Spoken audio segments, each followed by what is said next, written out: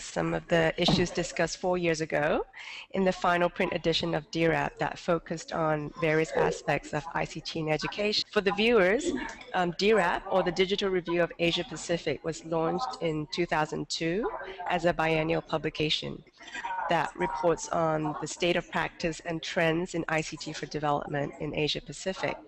Now, this e-DIRAP project aims to transition DIRAP from a print publication into a sustainable, collaboratively produced online resource.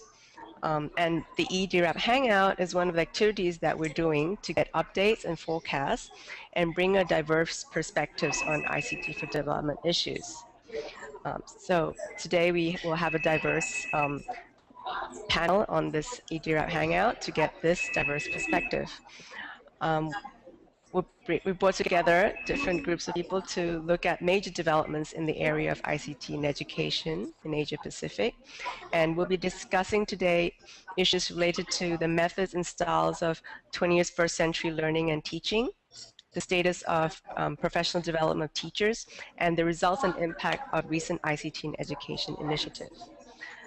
So today's Hangout is going to be about 1 hour, and we'll begin with a round of introduction, followed by about 45 minutes of discussion among the panelists. And there will be time for questions from the viewers 10 to 15 minutes before the end of the session.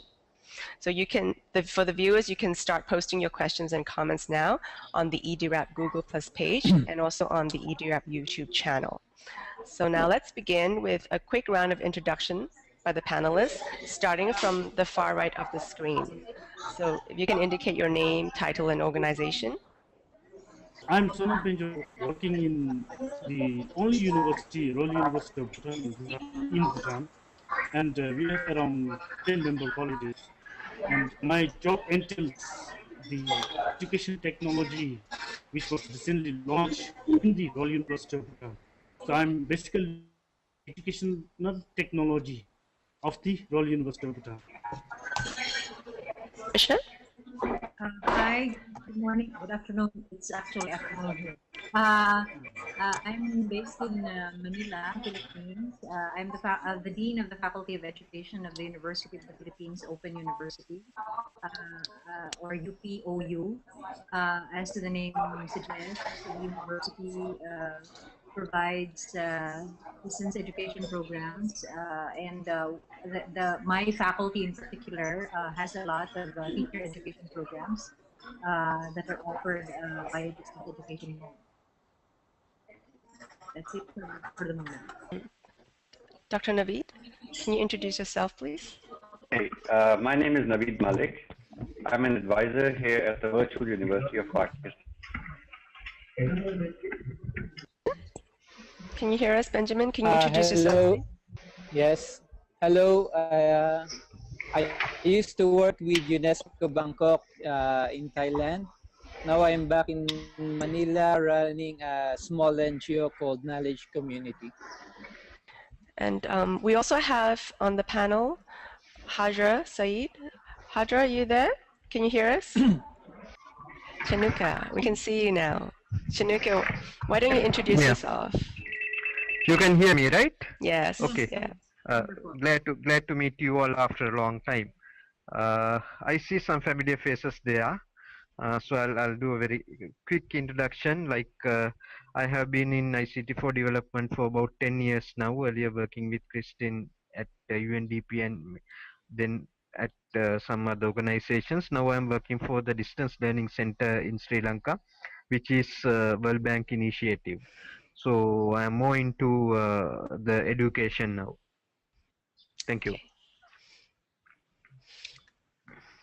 Okay, and Hajra, can you introduce yourself?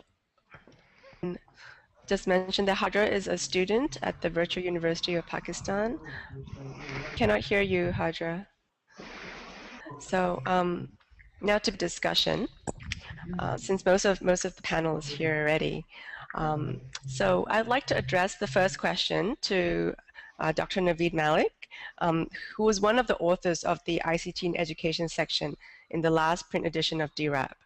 So in the article that you co-wrote, Dr. Malik, I was particularly interested in the discussion about Asian learning styles and how Western approaches to ICT-based learning and teaching may not be appropriate in this region.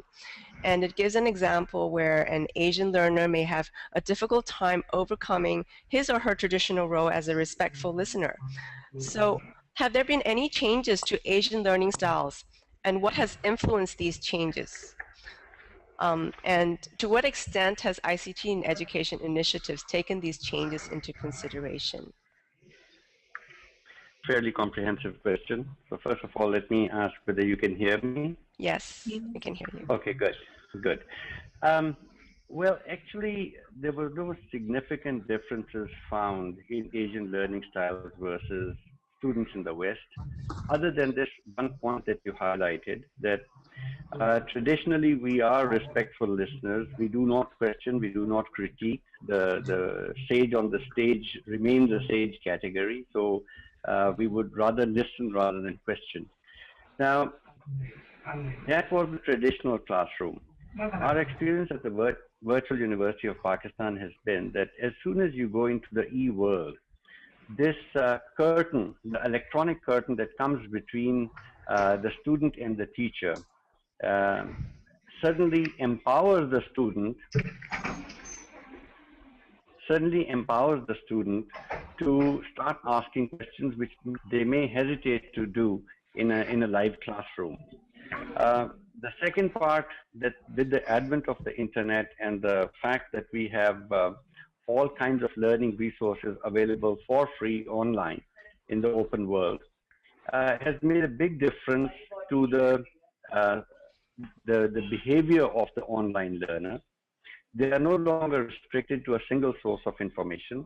They are no longer bound to just listen to the lecture of the professor on screen or whatever, or the written material. They also have access to all kinds of other resources. As a result, their interaction in the e-world, of course, with the professors tends to be a much more richer interaction. Okay, they ask more innovative, more critiquing questions, more in-depth questions. In particular, we've had a recent experience where we almost had a flipped classroom perspective, in the sense that a course that had been fully developed was taken by one of our senior faculty members, and he gave it to his graduate students and said, I've given you a class schedule. You listen to these lectures as per this schedule, and I will hold formal office hours. This was in a conventional environment, by the way, not an e-learning environment. And he said that he announced conventional office hours on a particular day of the week.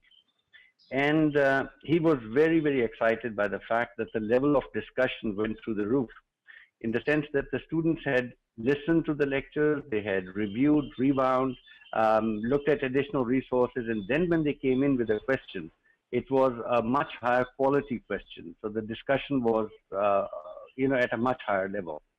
We have also seen the same effect in the e-learning environment, where the discussion is at a much higher level, at least for undergraduate classes, as compared to a conventional classroom. So I hope that answers your question. Yeah, thank you. It's very interesting. So this is related to the learning styles that has changed. I'd like to address my next question to Benjamin. Probably because you're not part of the education institution, although you work closely with them.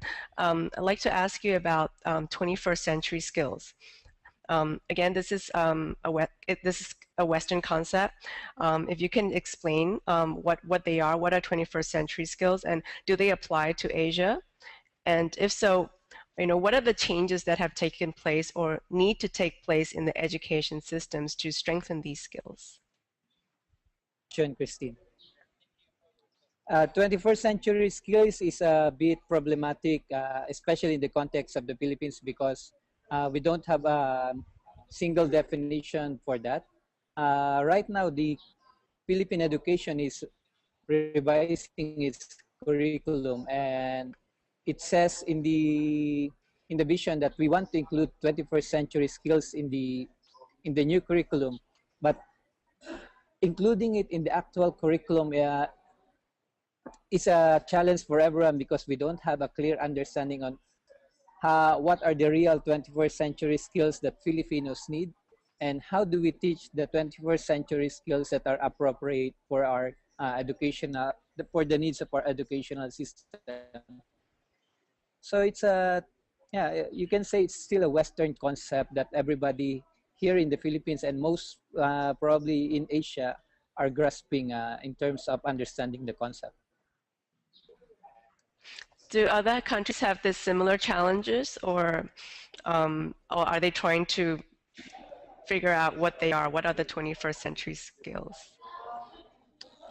From Chanuka or Sonam or Dr. Naveed, whether you have tried to grapple with this issue of what are 21st century skills and how can they be incorporated in the education system? Well, my comment on that would be that by default, everybody needs to become IT literate. Okay, now what we've seen is an explosion of smartphones and cell phones, especially in the younger crowd. So they are already in a way connected to the external world through text messaging or even through smartphones and connectivity. But the real 21st century skill is the fact that the knowledge is all out there and it is no longer protected. You have to have the skill to be able to find the piece of information that you're looking for and to be able to master the tools necessary to access that information. So that is a very global or a general statement that I'm making. It is context free, it is subject free.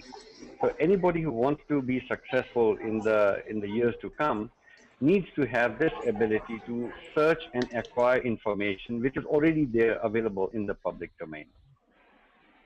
Okay, thank you for that explanation.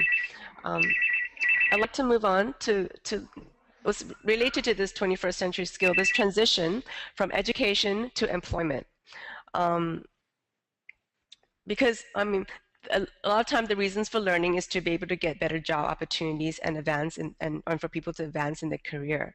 But at the moment, there's this crisis in youth unemployment where, according to the International Labor Organization, 45% of unemployed young people worldwide are based in Asia Pacific.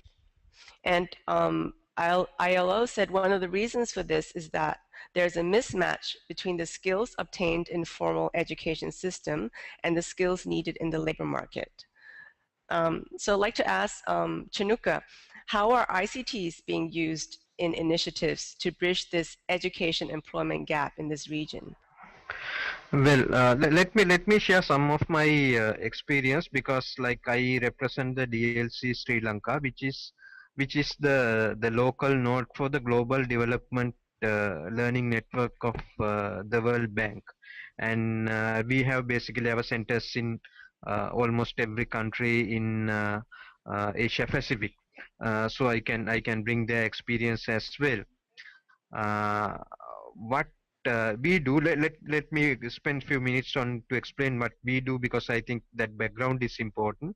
What we do is basically normally take learn from the experience of the developing countries, developed countries in the region, mainly China, Japan and Korea, and we deliver it locally. And this is highly professional training. We don't do undergraduate training. This is highly professional training. So by doing that, what we expect is to build the capacities in developing countries. So like, for example, now we have a course on microfinance, where the experts from the developed countries in Asia as well as in the other developed countries educate the participants from the developing countries. So to answer the question, how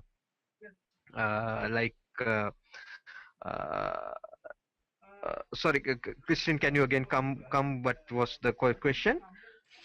How ICTs have been used in various initiatives to bridge the education and employment gap, because at the moment there's a mismatch between what students are learning in universities. Yeah, I think I have already given you the example. Like, we use the video conferencing facilities to share our experiences, like in different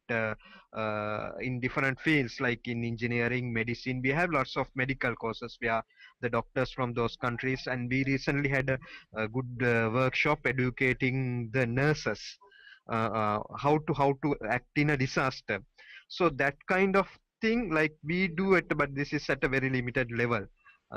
We do like that.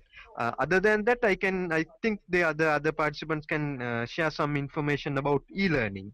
Like this is something, another thing that I see getting developed in the region. Thank you. I see Venki has joined us. Would you mind introducing yourself? Yeah, my apologies for joining late. No My name is Venkatesh Hariharan.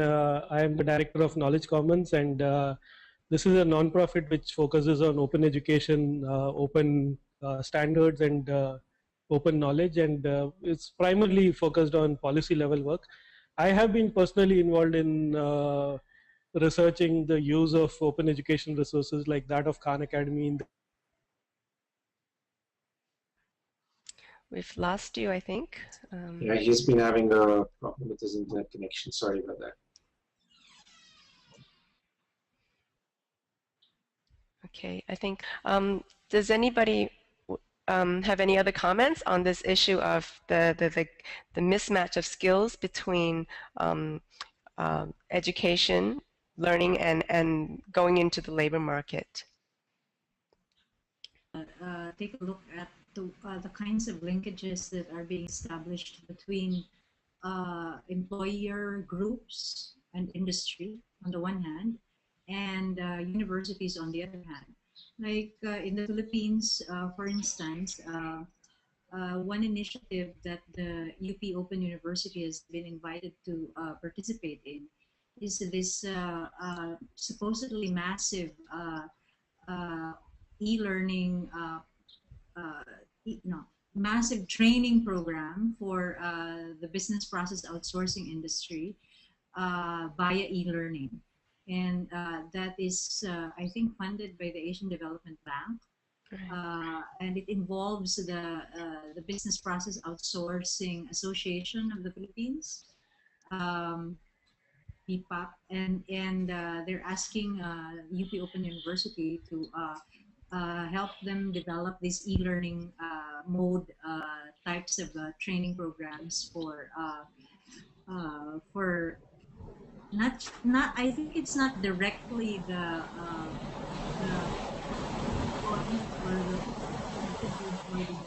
BPO industry, but other universities and higher education institutions in providing training programs for BPO employees or would-be employees. So I don't know if there would be, I mean, the BPO industry is a big industry in countries like the Philippines. Yes. And notwithstanding that it does provide employment for large, for many young people, I think that the BPO industry is also finding that that these young people come to them without the skills necessary, without the skills that the industry needs. So that the industry is having to do a lot of training and retraining. And they're involving universities in this process of this training and retraining. Yeah, they decided that that one way to do a more systematic, rather than, because the large BPO, the large providers, service providers have their own training programs, right? But they're obviously able to train only those who actually apply for employment in their companies. The Business Process Outsourcing Association of the Philippines has decided that this has to be a more systematic effort across the industry. So yes, so they've decided to involve the universities and colleges, and but it has to be they figure that it has to be an e-learning program, or an e-learning mode type of program rather than a traditional programs. Okay, yeah, I think this is a good. Let's start now by we've talked a little bit about learning, and let's look now from what Patricia said about the changing roles now of teachers and teaching, especially at universities. Dr. Malik, I'd like to address this question to you. I mean, many universities have established virtual branches or are providing virtual courses, but your university is exclusively virtual. Could you briefly explain what a virtual university is and how it's changed the way higher education courses are taught? Thank you, Christine. You've asked a very broad question. Let me give you a brief background of where the term virtual university was coined. And the idea was that there could be a middle broker who would take courses developed by various institutions and then offer them through a portal. That was the original definition of a virtual university, where the university itself would not have ownership of any content, or that it would be creating content. Now, over here in Pakistan, we've done something different. Although our name is the Virtual University of Pakistan, that's a formal title, all of the content produced by the virtual university belongs to the university itself, all the intellectual property rights. However, other than myself, I also developed a course. Other than myself, all other professors who have developed courses for the Virtual University of Pakistan are not virtual university staff members. They work at other universities. We invite them on an assignment. So we don't steal them from the other institutions. They come in, they develop a course in detail, and they go away. The university or the virtual university then takes on the management and delivery of the course.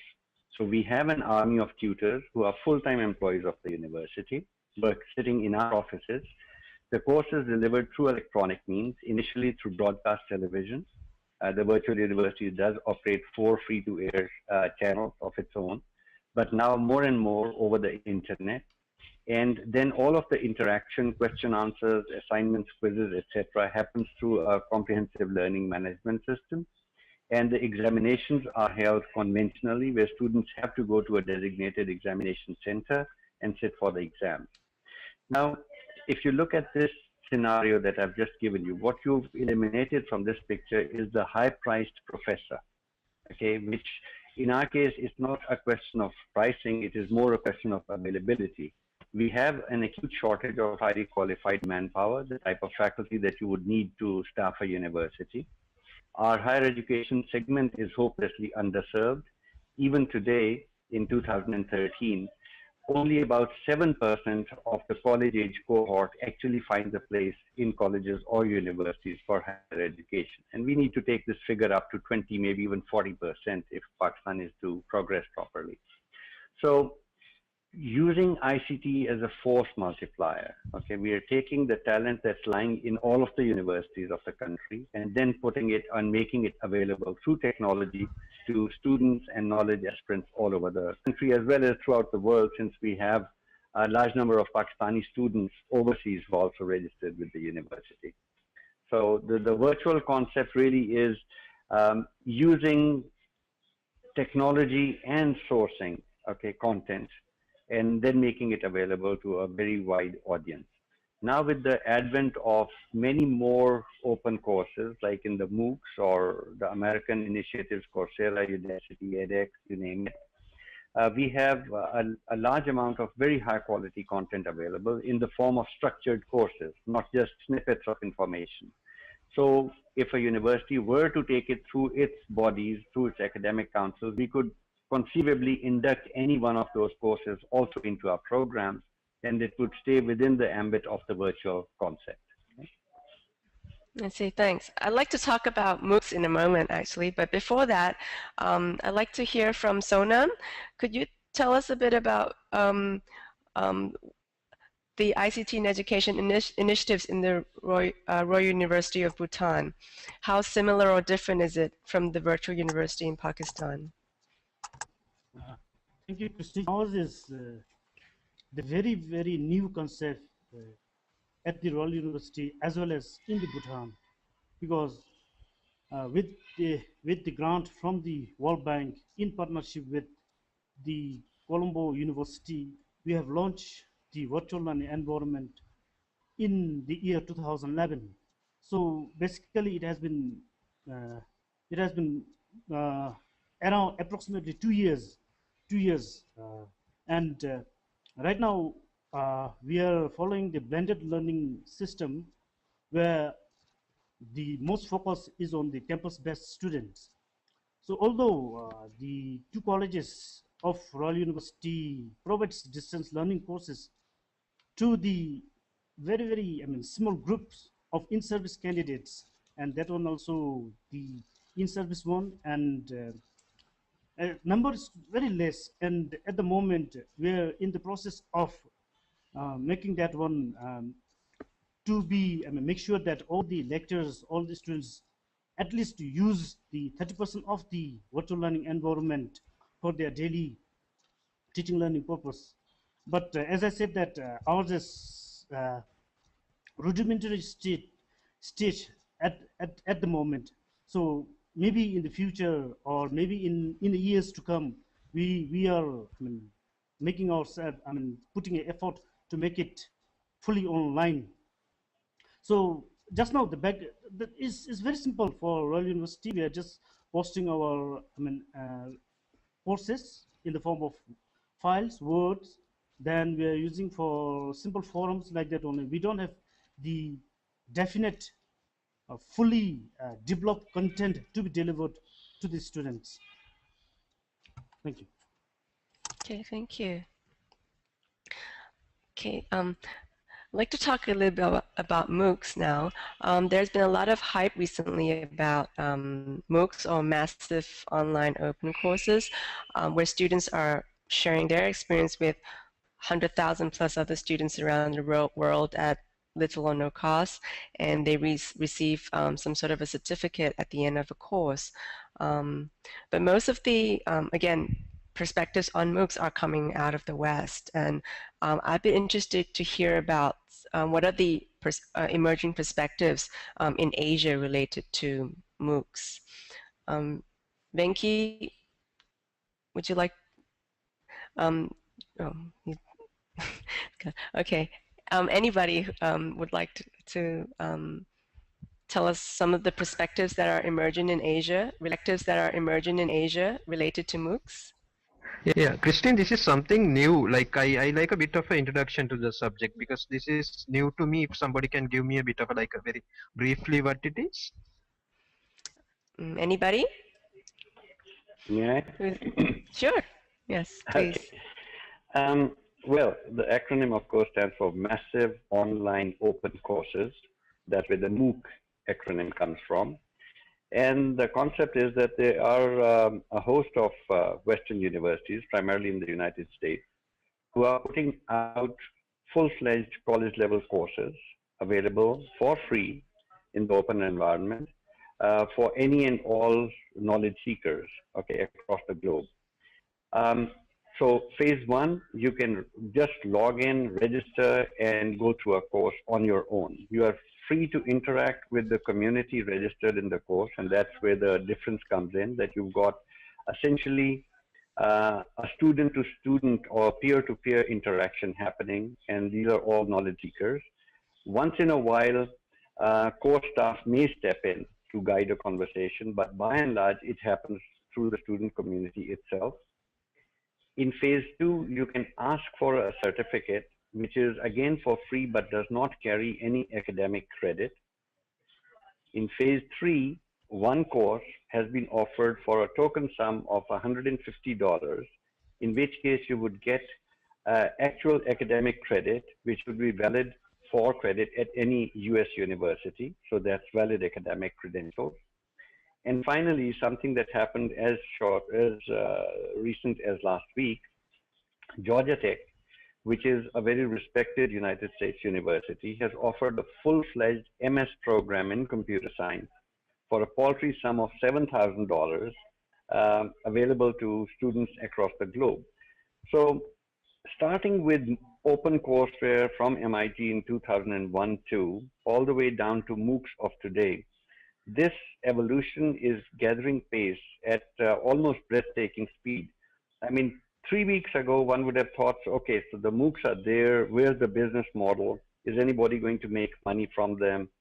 2 weeks ago, along comes a $150 3-credit course from a US university. And a week ago comes a $7,000 course, which is replacing essentially $100,000 worth of university cost, because a 2-year master's program would roughly run to $100,000. Now, in terms of content, it is, I've registered for a couple of courses and gone through them myself. The content, by and large, is very well designed, is very high quality. Sometimes it may not transplant directly into the Asian context because of the examples used in the courses. So one may use them as building blocks or stepping stones and design our own content for them. But the major difference is that it is a peer-to-peer learning experience, okay, not directly guided by the course staff, which actually sits on the side and just observes the proceedings. That is the difference. Just as an aside, I had an interesting conversation, of course, an e-conversation with Professor Richard Larson over at MIT. And I did mention to him that the fact that, for example, the Virtual University of Pakistan has been running courses with a class strength of, 10,000, 12,000 students at a time. So all of the freshman classes are common classes. And his tongue-in-cheek reply was, we sitting here at MIT and Harvard seem to think that we invented e-learning 2 years ago. Not quite true. And in fact, the Virtual University of Pakistan has been a MOOC practitioner for almost a decade. So it's not really new, but the fact that now we've got really global big names attached to the effort. Okay, so it is MIT and Harvard and Stanford and Berkeley, all of them coming on board and making their academic content available for free to a global audience. That is really a game changer. And universities are going to have to rethink their role for tomorrow. Because if the top professors and their courses are available for free online, what am I paying $50,000 a year for to the university? So the universities have to start rethinking what their role is. So I'm open for comments. Thank you very much for that. That's a very nice explanation, and it's great. I mean, I like the idea, and this is really changing. I mean, this is a paradigm shift. Yeah, we are moving for a paradigm shift. I like to share a similar, but not to this level, similar experience from India, where the IITs and IISc Bangalore have got together to put the engineering. All lectures related to engineering students online, which they can use free of charge.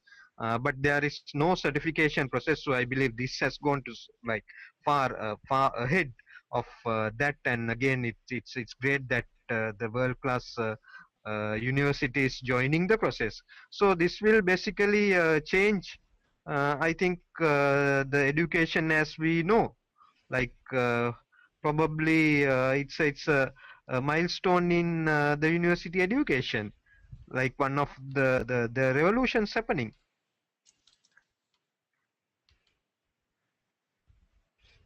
Yes. Do we have any other reactions on MOOCs? Hi.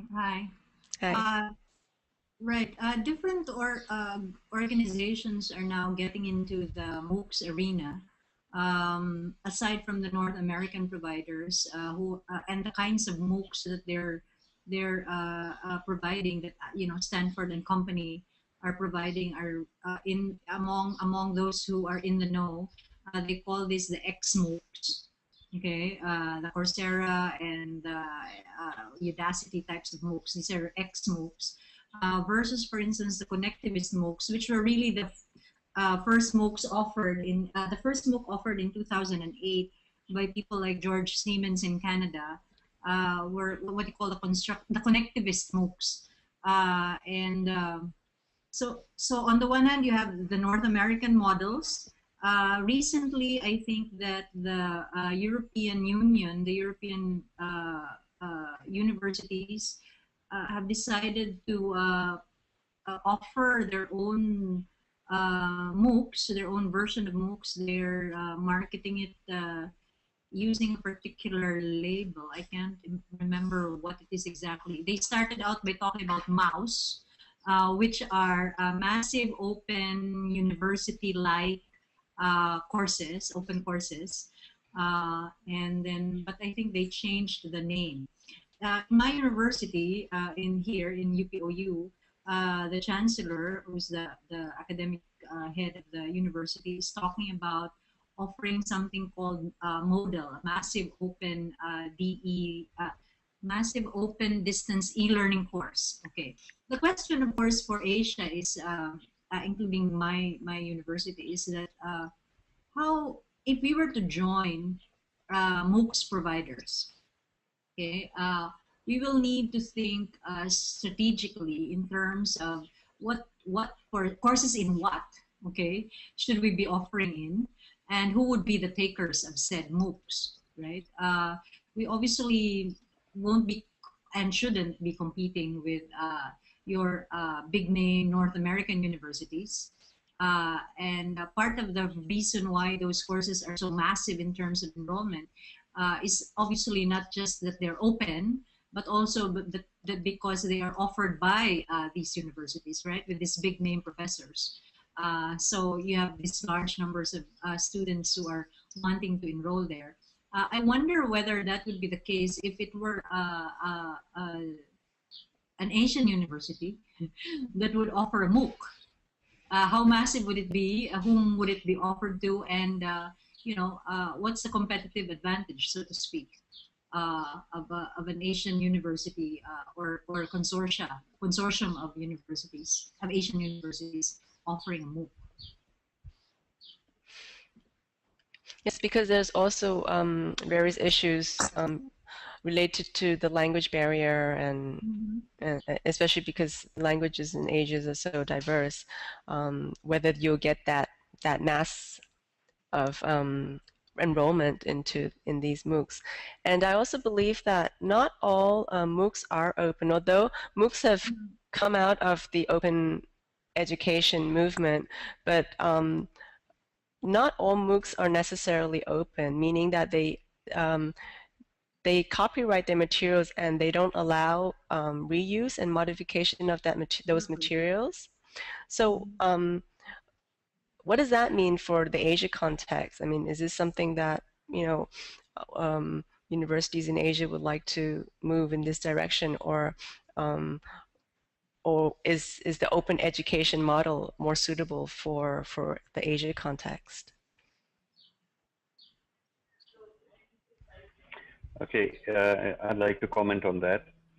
You're very right in pointing out that the MOOCs are not really open all the time, in the sense that we probably cannot take and repurpose them for our use.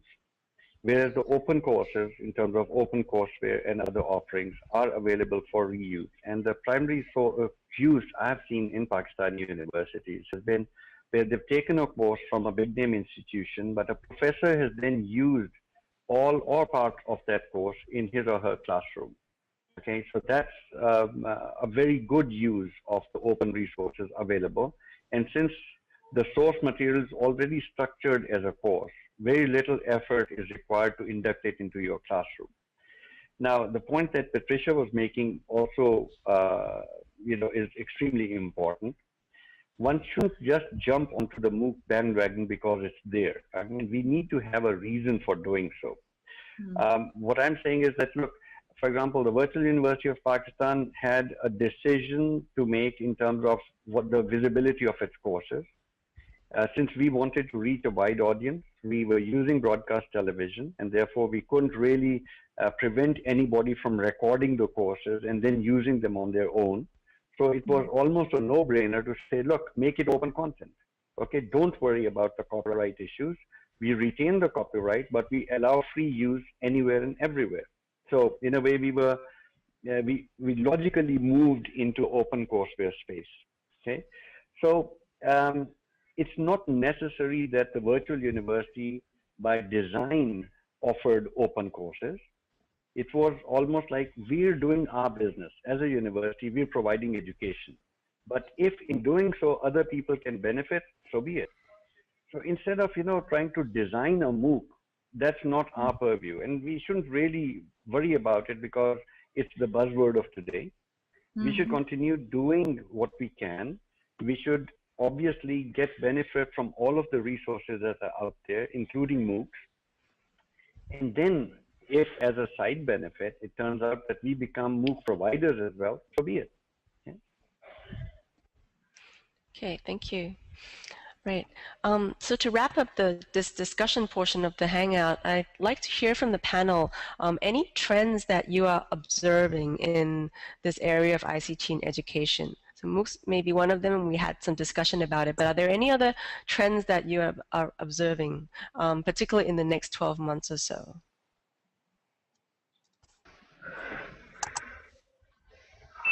Well, I know there are some, like most of the things, I think we just see only the tip of the iceberg, and there are so many things happening. Because I was very surprised to learn in Shanghai a few months back about the online programs that they have. And some of these courses are being taken by millions of students, it's in a very, very massive scale. So basically, I think even in Asia there are so many things happening. We see only a part of it, right? There are so many initiatives. Right. Any other trends? Well, Okay, a trend I can. Sorry, go ahead, Patricia. I was just going to say that when we try and approach that question, we need to think in terms of levels of education. For instance, there are trends that are no more noticeable in basic education versus higher education. MOOCs is very much a higher education sort of thing. In the Philippines, in the basic education sector, one of the areas that are coming to the fore is one trend actually, that is we have noticed in the past couple of years is the emergence of tablet computers as as a new device by which as a new ICT, so to speak, that is entering the schools as a way of it's essentially for providing content, access to not just open textbooks, but also to multimedia resources. And this is a major shift in the sense that the fact that they're more portable and more presumably cheaper or more cost effective will mean that theoretically they should be more accessible to more students and more schools, especially in the public secondary school sector. And also the use of tablets have implications for pedagogy. You teach differently with tablets than if you were using desktop computers, I think. But exactly what the difference would be, these are things that are still being studied. And we're in the very early stages. I'm currently heading a project funded by AusAid, the Australian Agency for International Development, here in the Philippines, that involves the rollout of 1,000 tablet computers to selected grade 7 students and teachers in 9 public secondary schools for use in grade 7 science, mathematics, and English. So that's one trend that we're seeing in this part of the world. Thank you. Dr. Malik? Yeah, I had a comment about trends. So far we've been talking in terms of the provider and the consumer being different. One trend that you will notice in the coming 12 months, but it's now ongoing, is the fact that conventional universities are more and more using e-learning on campus. Okay, now this is interesting in the sense that it is being used to free up the professor's valuable time. And if they can pre-produce a course and make it available on campus and then just do office hours, they are finding that they can use their time more productively in pursuing research, in mentoring students, and doing other stuff rather than preparing for a lecture and going to class. And that is something that is happening. And this is e-learning coming into a conventional campus where the producer and the consumer are the same, let's say, logical entity. But the e part is becoming pervasive. Okay. Okay, thank you. Sonam, do you want to? Yeah, I just wanted to share for the next 12 months trends, especially in the Royal University of Bhutan, is we are planning to build at least 10% of the courses using the multimedia so that it can be rolled out to the students on campus base. So maybe by December this year, we will have at least 10% of the courses designed using the multimedia system. So these are the trends that we are thinking at the moment. Thank you. Benjamin? Christine? Yes. Yeah, I'd like to ask the group if, what they think about publishing companies producing digital contents. Is cooperation or competition the better way for the schools or the education sector in general? Anybody would like to answer that? In the Philippines, yeah. Go on, Benjamin. In the Philippines, we have different publishing companies, and we see more competition. So it means 10 different publishing companies, they are developing their own content, and we don't know yet if it's good or bad for this education sector. Or do you think cooperation is more beneficial to the public in general?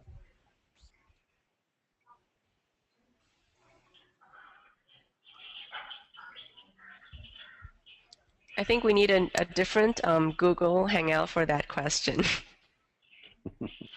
Okay.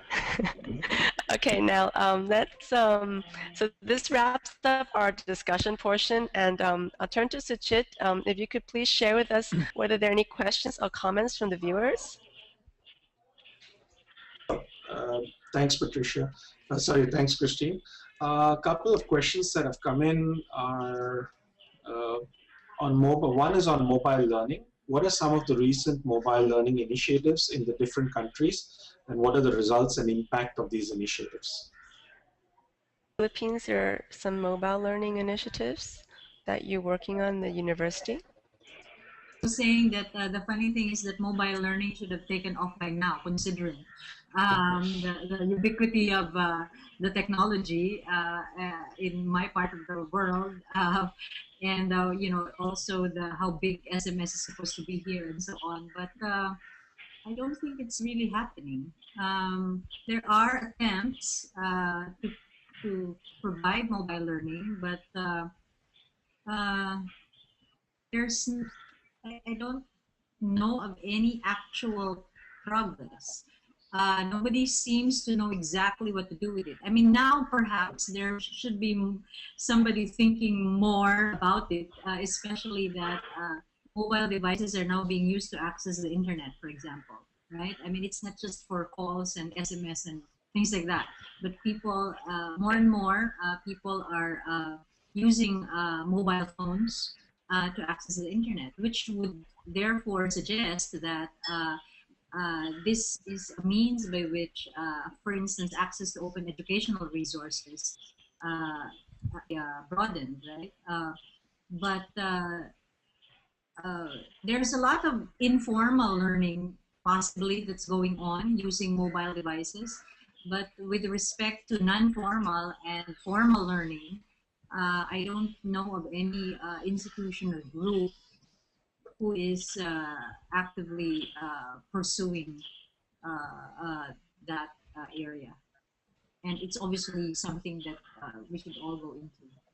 Thanks. Benjamin?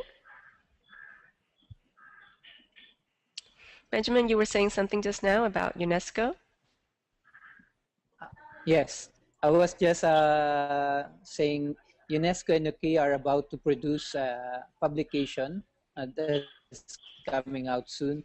they have captured the mobile learning initiatives around the world. But mostly they found out that mobile learnings are limited to literacy, empowerment of women and girls, and not so much in the formal education sector. I see. Okay. Can we have maybe one more question, Suchit, Sure. before we wrap up? So we're monitoring the Twitter and the YouTube sites to see what questions are coming in.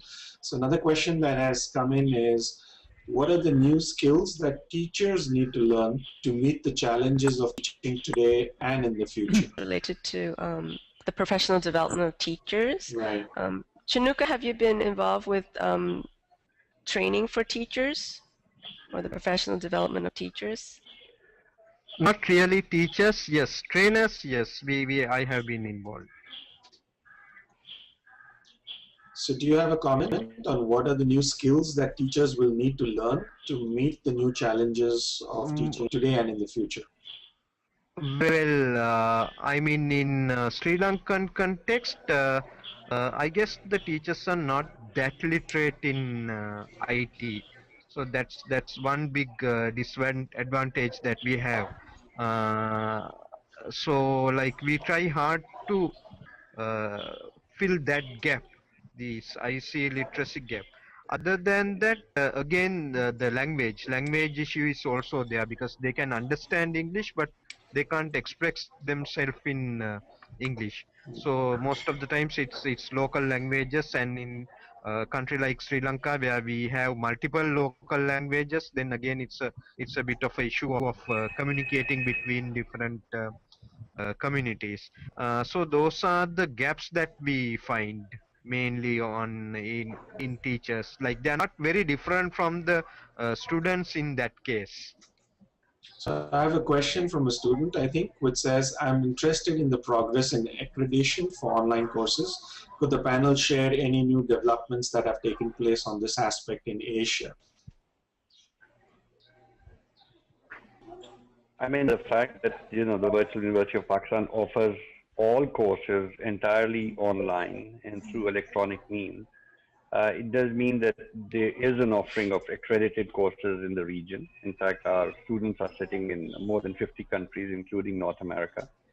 But in terms of a single entity or standalone courses, I don't know if there's any such movement here. There is the initiative of the OER University that is happening in New Zealand, Australia, etc. But the accredited courses are going to come out of conventional registered universities. So any and all universities that have an online offering, in a way, will fall into that category. Well, let me share the World Bank Institute has multiple course offerings, but still the accreditation is the problem because you can follow a course at a nominal fee, but it's like they give a certificate, but still like it's not much recognized worldwide. I think they are addressing the problem. I too don't know because most of the courses that we conduct are training courses. They're not really accreditations. Like I don't think there are many accreditation courses available for the Asia region. Thank you. So I'd like to thank the panelists now for taking the time to share their insights and experiences with us. Also like to thank the viewers for watching and for the questions and comments. So the recording of this live broadcast will be available on the e-DIRAP YouTube channel, and there'll also be a written summary of the discussions today, which we will then use to update the education section in e-DIRAP.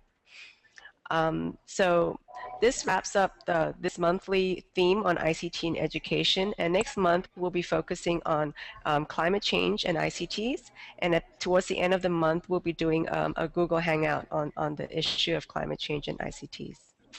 Okay, thank you again, and bye for now. Bye, thank you. Bye. Thank you. Thank you, Christine. Thank you. Thank you.